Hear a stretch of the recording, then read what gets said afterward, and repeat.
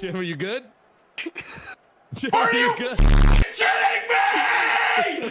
Oh my God! Psyduck looking. Are you a Tim the Tap man? Do you try over and over again to win a game of Fall Guys but can't seem to get a single crown? Only you. Nick, what happened? Or are your friends roasting you on Twitter because you keep getting beat by a 6-year-old?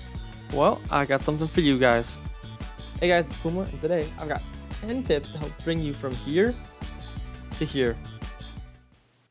Alright, hopping right into the number 10 spot, we've got diving onto the seesaws. It amazes me how many people do not know how a seesaw works. I know if you played this mode at least once, you know exactly what I'm talking about. It seems as though every time you even walk onto one of these things, you'll just fall right over and more people will hop on, you'll get pushed off, fall all the way into the slime. It's absolutely a nightmare. Well, if you actually dive onto the seesaws and turn your body parallel to with the direction that they're going, you'll fall off way less times. You can see here in the example, as soon as you dive on, you'll get right back up instead of fumbling all the way off of it. Coming in at the number 9 spot, we've actually got some Slime Climb shortcuts. Now, Slime Climb is known as one of the hardest courses in the game, but even if you don't get a good spawn off, like right off the bat, you can still get in first and qualify. It's much harder if you don't spawn on the front, but it's not impossible if you spawn on the back to qualify in this one. There are multiple shortcuts in this one, but the one I'm showing you here is the one right at the very beginning. If you hop onto either of the yellow bouncy things, you'll hop right up onto the next ledge without having to go all the way around the corner. That way you can get in front of the pack and continue the obstacle course, as you normally would without having people in front of you. Because I swear 99% of the time I die to this one, it's not even because of my own fault. It's if everybody else fails, then you gotta fail too. The number 8 spot is actually more of a general tip for all team games, and it's just remembering that you don't have to be first, just not last. This applies a lot to like Hoarders and Egg Scramble.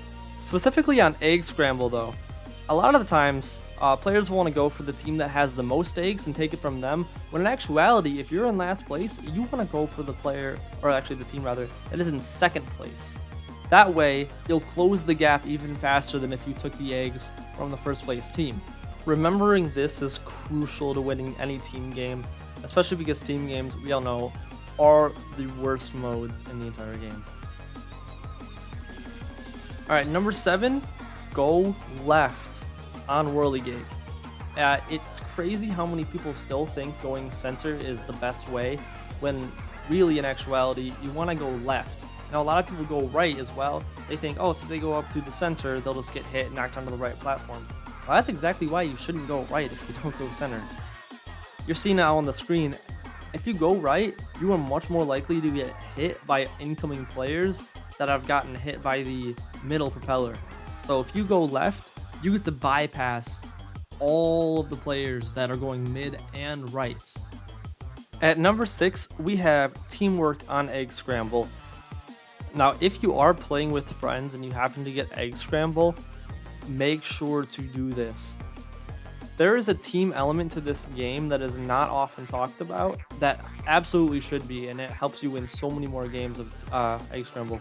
Having one player inside the nest and then having one player outside the nest will speed up getting the eggs out of the enemy nest so much faster. It's really difficult to hop out of the nest when you're actually holding an egg. So if you can get a teammate to stand just right there at the edge and then having you standing up on top, grab the egg and run up with it that way, it works much faster and you'll be able to capture a lot more eggs for your team in your nest. Real quick before I continue, if you guys are enjoying the video so far, please be sure to drop a like and consider subscribing even.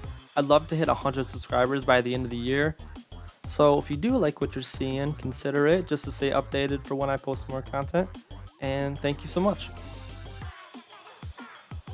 Alright, coming in at number 5 is timing your grabs. Do not go around just randomly grabbing people. It will backfire so fast, especially on modes like Block Party and Rollout. It's not what you're going to want to do. Instead, you're going to want to time your grabs so that just before somebody jumps, that's when you're going to want to grab them real quick. This works so well. on the final ones like Jump Showdown and Fall Mountain, but can also be applied to pretty much every other map that involves jumping. Now watch what happens in this clip.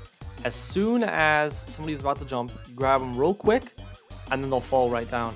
It's really easy, not that hard to get a hold of. If you do this, you win many more, especially at the ends at Fall Mountain. Alright, number 4, this one is much more well known. Jump, don't run on a hexagon. Now I don't mean right away though, because that'll get you disqualified real quick, and you're not going to win it. So at the very beginning, make sure you run around, try to cut a few people off, and if there's only like 1 or 2 people on the same level that you're at, then you're going to want to try to create a platform for yourself, make your own little platform. Obviously make sure you've got like a couple escape routes if you need it, and start jumping slowly from platform to platform. Keep in mind though, there are multiple different speeds you can jump at. Some people will jump really fast and they'll go through all of their hexagons really quickly, but if you take your time a little bit more and make sure you slow down your jumps, you can extend the use of the number of platforms that you have. Coming in at number 3 is a whirligig shortcut. This one is one of the more harder ones to do in this list, but if you do make it, it will help you out and save you an entire platform. You can bypass an entire area. Now this works going either left or right, but like I said earlier in the video, it is better to go left on whirligig. But if you do go right, and if you spawn close to the right side, just figure I might as well go right. As soon as you get to that first whirligig, you can actually turn, face the middle, and you can jump and dive right onto the middle platform. This is not easy to do and takes a few times. Even if you think you got it down, you'll still mess up occasionally, but it does save time and it'll help you secure more first place if that's what you want to get. Number 2 is kind of a double tip. This one is for Fruit Chute. At the very beginning, everybody wants to hop right down on the conveyor belt, and everybody gets knocked off by the first initial wave of fruit. If you haven't noticed, at the very beginning of the game, a wave of fruit gets shot out, and it's timed just in time for all the people to hop onto the conveyor belt. So as soon as everybody hops on, that's when the fruit comes and knocks pretty much everybody off. And if you don't get knocked off, somebody else falls in front of you, and then you get knocked off that way. So what you're going to want to do is you're going to want to wait for everybody to go on. Then you're going to want to jump and then stick to one of the 2 sides. You want to use the pink triangles on the sides almost as a shield of the fruits. And it actually is a little bit beneficial to stand behind some people as well. You don't have to get first in this one. Just make sure you're not, eliminated. Standing behind some of the people will help it so that if an orange or an apple comes rolling down, it hits them and it actually will bounce over you occasionally. That happens quite a bit, more than you'd think. Doing this all the way up to the finish line will guarantee you more wins. Alright, coming in at number 1. This one blew my mind when I first realized this. The fake tiles in Tiptoe shake. It may be a little difficult to notice at first, but if you're late game in Tiptoe and you've only got a couple rows left, if you look out to the few tiles that are in front of you and do process of elimination by which ones shake and which ones don't, there's only going to be one path that leads to the very front. And also keep in mind that the last 3 tiles that are yellow will be in a row from each other. So if you see one tile that doesn't shake and you're looking at it for a while and you know it doesn't shake and that's it, then the one in front of it is also it, or vice versa depending on which one you're looking for within the last 2 rows. Anyway, that's it for this video. Thank you guys so much for watching. I'm going to be posting more Fall Guys content in the future, along with probably some of Among Us. I'll also be covering all the new content for the new Call of Duty Black Ops Cold War that's going to be coming out within a couple months now. So thank you guys so much for watching. Again, if you did learn something, or if you enjoyed, like the video, and I'll catch you guys in the next one.